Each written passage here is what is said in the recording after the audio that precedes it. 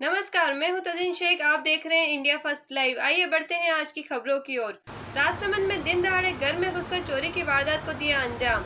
चोरनी युवती का CCTV footage आया सामने। राजसमंद में दिन दहाड़े घर में घुसकर एक युवती ने चोरी की वारदात को अंजाम दिया। चोरनी युवती का सीसीटीवी फुटेज आया सामने। राजसमंद जिला मुख्यालय के टीवीएस चौराहे स्थित एक मकान के अंदर लाखों के जेवर और नकदी लेकर युवती हुई फरार।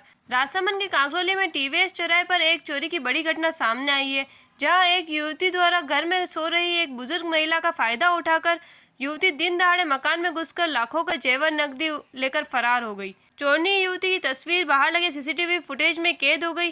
चोरी की घटना के बाद जब घर के मालिक महिला को पता चला तो उन्होंने तुरंत पुलिस में रिपोर्ट की। चोरनी की तलाश में पुलिस सीसीटीवी फुटेज के आधार पर कर रही है।